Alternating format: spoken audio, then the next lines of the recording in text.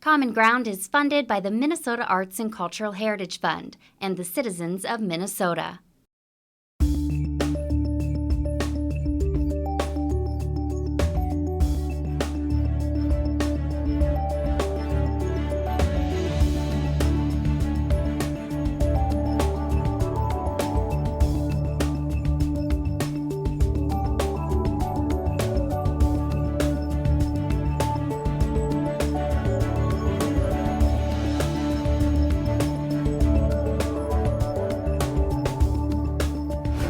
Hi, and welcome to Common Ground. I'm your host, Ashley Hall. On this week's episode of Common Ground, we learn about the history of sauna and its presence in photographer Aaron Hautala's home. Sauna was a common practice for Aaron growing up. Today, this childhood memory has now been photographed and captured in a book, The Opposite of Cold, The Northwoods Finnish Sauna.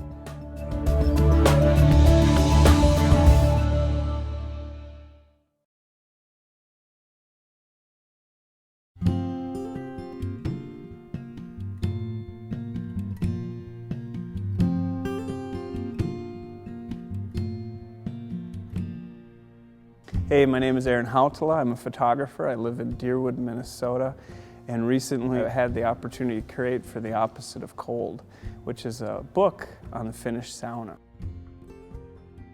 Sauna for me goes back to when I was about, birth actually, because when I was born into a Finnish-American household with my mom and dad both practiced sauna. My older brother and older sister at that time were taking sauna. And sauna was every Saturday night at the Hautala family household, where in my first memory I can honestly say is being in the sauna in a bucket of water on the lowest possible bench, and my dad and older brother on the top bench trying to steam it as hot as they could, and I'm in the little bucket just trying to hold on to life. The sauna for us was used more as a bath. It wasn't something that we went out and just did it to get hot, or just did it because we had spare time on Saturday night. It was honestly the family time to go take a bath, and we didn't take it together. It was the guys and the guys and the girls and the girls, but it was something that we did every Saturday night. And I didn't learn until well down the road that everyone else didn't take sauna. They had these things called baths and these things called showers, but we took sauna, and that was the way we practiced it. And it went back to my grandfather. I remember going to my grandfather, Gust and Amelia Hautala's house out in Biwabic Township, and we would go out there, and then they would take sauna on Saturday nights too. And it was something that was just part of their lives. It was part of their parents' life. It went to my grandparents, to my parents, to me, and now I'm looking to bring it on to my family as well. It's more than just getting toasty. It's being able to sit. It's being able to not have to worry about talking or doing anything, and taking some heat and just be at peace for once, because the world we live in, there's very few opportunities of rest. Everything is just so go, go, go, do, and all the saunas there is to be, which is different.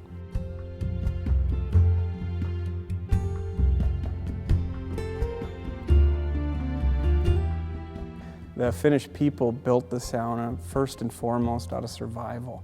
It was something, especially when the immigrants came across from Finland to the Lake Superior regions of Minnesota, Wisconsin, or Michigan. The sauna was the first building they put down on their property. It wasn't the house, it wasn't the barn, it was the sauna. And they actually lived out of the sauna because it was a smaller building. They could keep it warm, it was easier to deal with, and usually it was the guys living in the sauna as they had the opportunity to build the house in time, as budget would allow. What they also used sauna for, it wasn't just bathing in the beginning. The original saunas also allowed opportunity to smoke meat in. They dried their vegetables in it, their produce from the field. There was babies born in the sauna. The dead were prepared in the sauna. There was bloodletting done in the sauna that was believed to reduce high blood pressure. And there was many, many, many different things that were done in the sauna, which we don't see as much of those continuing on as they used to. But back in the day, there was a lot more purposes than just a place to get clean. But that was for sure one of the main purposes, because it's hard to get much more clean than when you're sweating it all out, and then you're still washing up afterwards. That's what a lot of people didn't understand. Well, why would you want to take a sauna and get all sweaty and then go to bed? Well, you don't. There's a little step in there where you rinse and you do the soap and all of that stuff too. And then you're probably going to sit in a towel for a while and just let your body get back down to normal. You're so at peace, you have some water, you lay down and you're out cold right now. And that's what I remember most about sauna as a kid. Is like it was the greatest bedtime therapy you could ever have, because you were just shot, but not in a bad way. It wasn't like you went through painfulness to get there. It was just really warm therapy.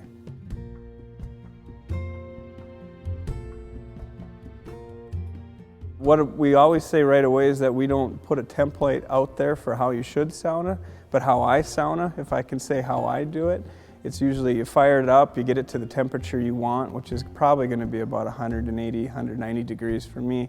And then I like just going in and sitting on the top bench or even laying down on the top bench and just zeroing out. Just forget anything, just lay there. And if it's a wood-fired sauna, you get to listen to the wood crackle and you hear the pop and you smell the scent of it, and you just lay on the top bench and you can let your mind relax, which is incredibly hard to do. And usually that's about 5 to 10 minutes of just heat. There's no water on the stove or anything. And then I usually duck out, go outside. Ideally, you can go outside because you're warm by then, and just cool off. What you cool off might be 5 minutes. And I was up in Ely at Burnside, and they had the sauna at 218 degrees when I walked in. And I'd walk outside on the lake in the middle of winter and stand outside in my Finnish birthday suit for 5 minutes and be just fine with it. So after your body temperature kind of comes back down a little bit, then you can consider, okay, let's go back in. And usually when I would go back in, that's when I would start looking for the water. And where are we going to pour the water on the rocks? Because that's where the steam comes from, and the steam creates more humidity in the sauna, and that's what makes it feel like it's getting hotter. It's not actually temperature-wise getting hotter, but the increased humidity equals steam. And then we pour water on the rocks kind of to the point of where you can handle it. And again, I'd prefer, now that I've been through the process of learning more about sauna, to take it gradual and slowly increase the heat versus jumping in and trying to cook myself overnight. And personally, if I start to feel lightheaded or dizzy, that's when it's too far. That's not ideal. The purpose isn't to get dizzy, it's to relax, it's to get clean. And then you can repeat that process as many times as you want. If it's summer, you can go and jump in the lake, go swimming, come back in and do it again. And I've seen saunas last anywhere from 5 minutes to 2 hours, depending on what people would do. In Finland, we saw a lot more people taking sauna as a relational experience, where it was people together, guys and guys, girls and girls. We never saw it commingled ever. But when they were in the sauna, very few words were ever exchanged except for more lui, which meant more steam on the stove. That was basically the only thing you heard said in the sauna. But then when they'd come out of the sauna, they would sit around in chairs, they would talk, they would drink water, they would read the newspaper, and then back in the sauna. So it was a lot more relational based than what I grew up with, which was more of jump in the sauna, get as hot as you can, and go to bed. And I prefer doing kind of the gradual, slower approach, because if you take an hour out of your day and go through that process of warming up, cooling off, warming up, cooling off, just the stress therapy you're going through is incredible. And my mind is always racing. I don't know about everyone's mind, how it works, but my mind never stops moving because it's always thinking about something. And in a sauna experience is about the only place I found where it finally just levels out and you don't hear all this stuff in your head and you can just ease out. And it's different for everyone. That's what I find to be the most interesting thing, because if you ask the next person, well, what's your version of sauna? They're going to tell you a completely different story based on who they are, and that's what makes it cool. There's no right or wrong. The only defining characteristic we've kind of come up with on sauna is that eventually water has to hit those rocks, because the water on the rocks is what creates sauna. Because the steam coming off the rocks in the Finnish language has a word dedicated just to that steam, not to any other steam, just to that steam, and that's what defines sauna in my mind. Just like any kind of building, you got to have what do you frame it up with? Is it 2x4s or is it log? Is it stone? You know, you kind of start from there, and then on the inside you have to have the sauna room itself, the dressing room. You wouldn't have to have the dressing room, but it's kind of nice, you know, and the sauna room has to be well insulated so that the heat doesn't go out the roof or the walls. And from there, it's kind of open to whatever you want. In Minnesota, it's huge to have cedar siding in your sauna. That's a very Minnesota thing. We thought it was a Finnish thing. We thought it was worldwide, cedar saunas everywhere. And when we went to Finland and said, so where's the cedar saunas? And they replied, yeah, we don't have cedar in Finland, therefore no cedar saunas. It was kind of one of those, oh, wow, my whole mindset just got shook there. The sauna stove usually is a big piece of iron that you're able to put the wood into and keep fire burning all the time, you know, keep it burning. And right on top of where the fire is are the rocks. So the fire's constantly heating these rocks, so the rocks just get warmer and warmer and warmer, so that when you pour water on the rocks, psst. As far as what you burn in the stove, which is an ongoing debate, you know, town to town, we would ask, we'd do polls on people. So what do you burn in your, you know, is it tamarack, is it pine, is it popple? And most people every time would say, whatever I have. It wasn't real picky as to what wood. We did find out that tamarack is the hottest wood to burn in your stove. And if you do want to melt your stove or catch your sauna on fire, tamarack would be the choice because it burns incredibly warm. One sauna we were in, we threw tamarack in it, not really thinking about it, you know, let it go, came back in, it was 250 degrees. So it gets up there. It's dangerous wood, it's too hot. There's a definite sauna belt, just like the snow belt you get, but there's a sauna belt that runs through northern Minnesota. It's in, you know, the UP of Michigan, it's in Wisconsin. It's gigantic in Thunder Bay, because Thunder Bay is the second most population, highest population of Finns outside of Finland itself. But it is definitely out there and thriving, and people still love it. And it's not dying. It's not like, okay, these are the grandfather saunas that are now falling apart and no one's building new ones. We're finding like a lot of people investing into new saunas and making sure they have it on their property so they can continue their traditions. Bemidji has one of the finest saunas at the Concordia Language Village, and that's Salalampi. And they have a log sauna right by the water's edge, which again is a real treat, and that's something to take a look at if you ever have the opportunity. From there, you're gonna have to go a little farther north. You're just gonna have to get up back into the Iron Range country, or Ely.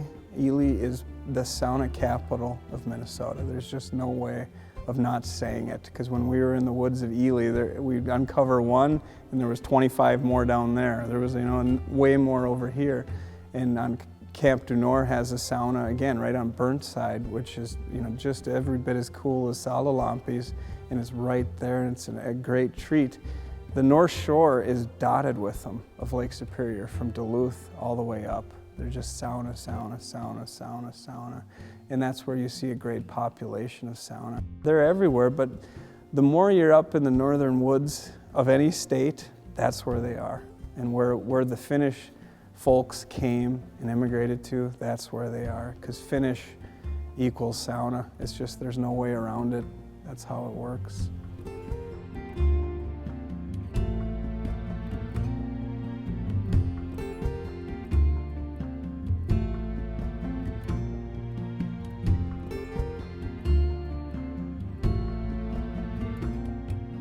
I actually approached the book initially with a little bit of fear and trembling, because I knew it was going to be a little more than I had ever done before, and we were going to be in places that didn't allow for power cords, you know, or any of the tools you would normally use. And my goal in the photos, I mean, if you could just take, what's your artistic mission in these photos?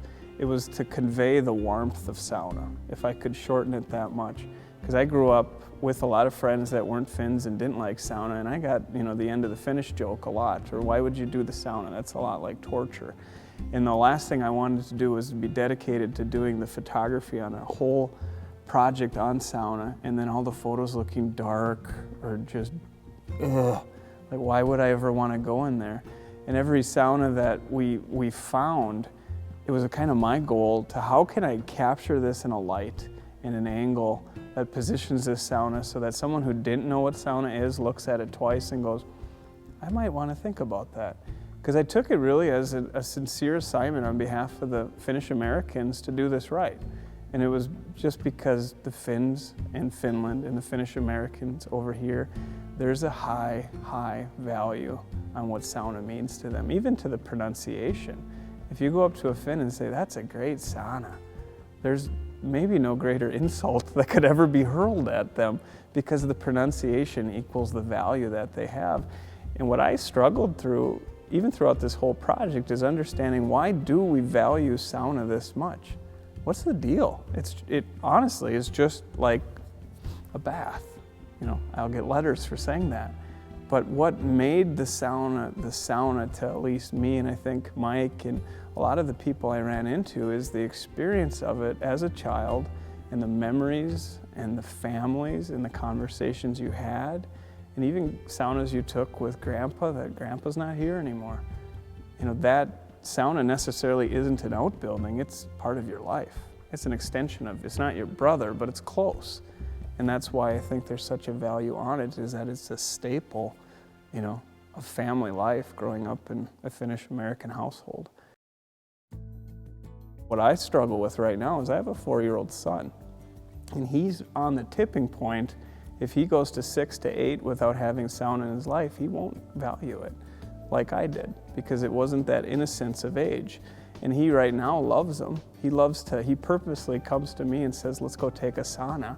He mispronounces it just because he knows what that is to me. But I really value that. I need to get my personal sauna on our property up so that he has the same understanding or the value or the tradition of what this is, because it is something that continues.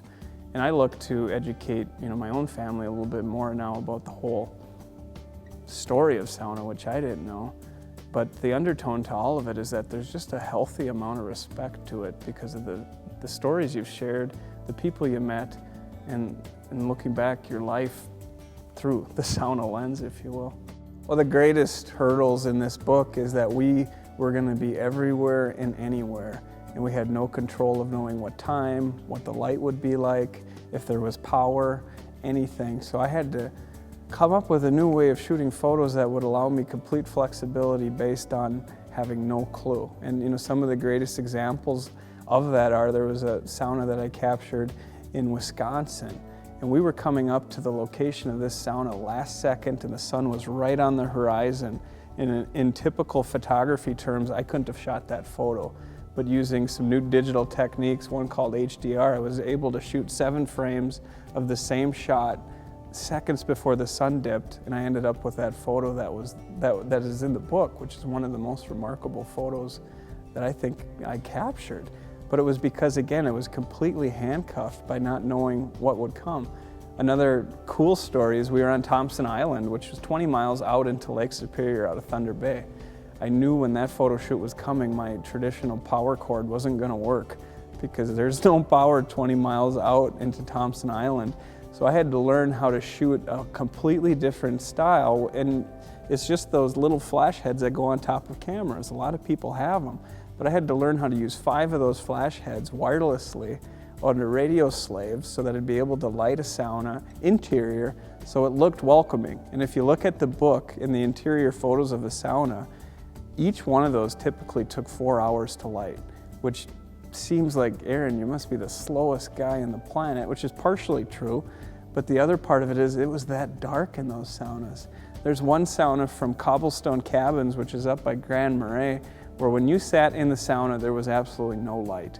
You would have a candle lighting the entire interior. But if I took a picture of that, who's going to want to go to it? Nobody's going to ever want to sit in that sauna. And I had to light a complete black hole with these little tiny flashes that you could put all around the sauna so that the end product would look like something someone would go, wow, that is cool. I want to go there. That looks great. There was opportunities where I either learned a technique or I didn't get the photo. And when you're in Finland for 2 weeks, you don't have an opportunity to go back next weekend and redo it.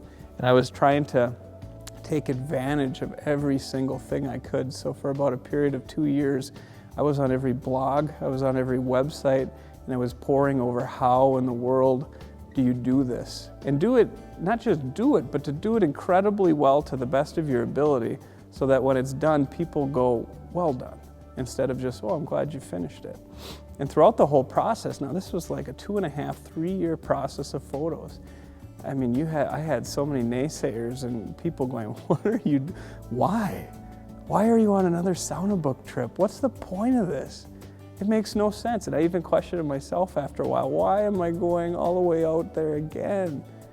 But when it came out and the book, was out and the reviews were out, and now to hear Finnish American people and everyone else who just enjoys sauna, what they say about the whole project, that's why. I mean, it was well worth it. There was not a second wasted. And it was done for a purpose. And it was done for sauna.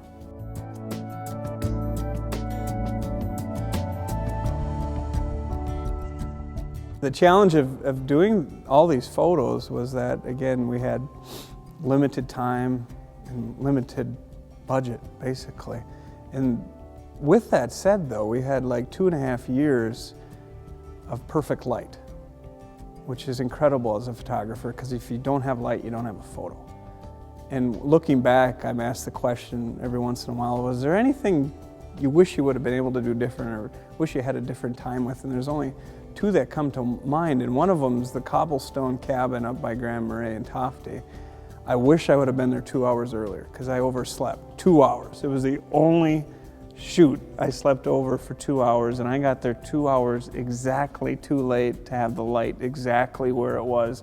Where the end photo, everyone said, is great, it's beautiful, well done, but I know in my artistic mind the brilliance that I just missed by 2 hours. And then recently I was up in Ely again at Camp du Nord, and I was taking sauna at night. It was like 10 below, and they actually light all the way from the sauna down on the lake with lanterns, and they have a huge hole cut right in the ice, and it's like just people coming in and out of the sauna, bloop, down in the water, up again, and with these lanterns lighting the snow and lighting the ice.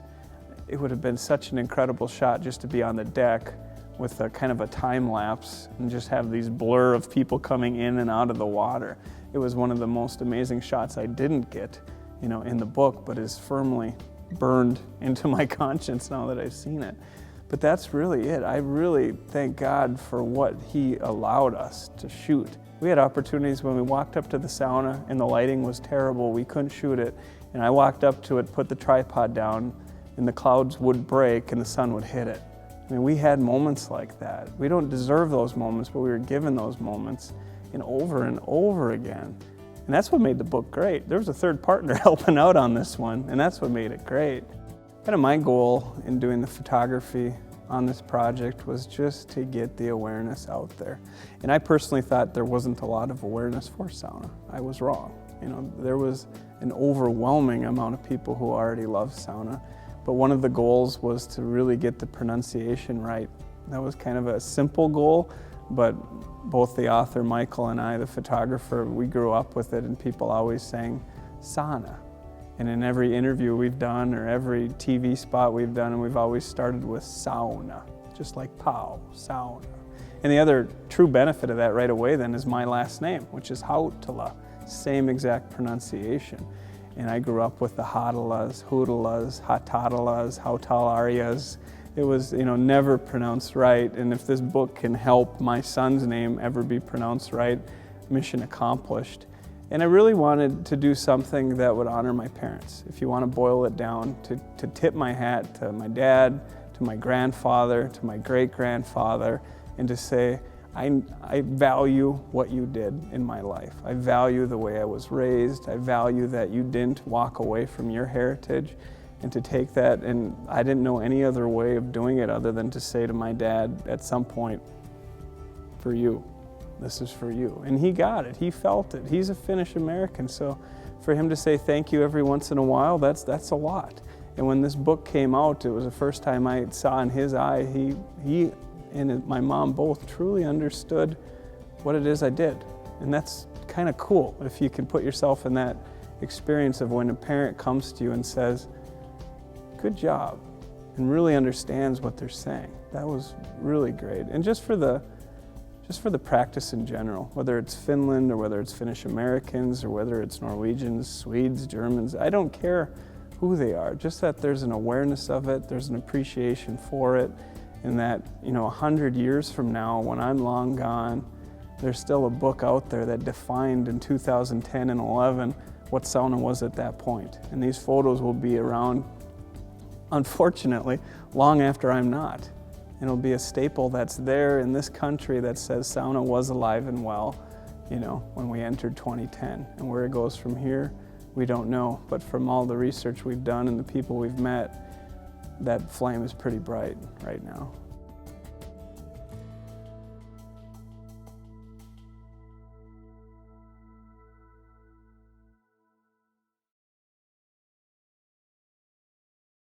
Thank you so much for joining us. We hope that you enjoyed the show, and we look forward to seeing you next week right here on Common Ground.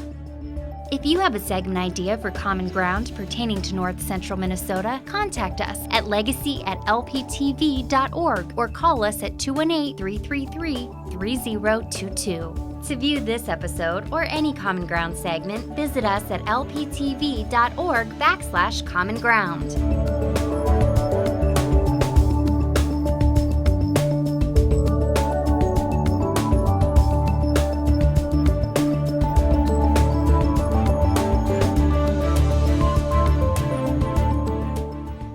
For individual segments or copies of Common Ground, please call 218-333-3020. Common Ground is funded by the Minnesota Arts and Cultural Heritage Fund with money from the vote of the people of Minnesota on November 4th, 2008.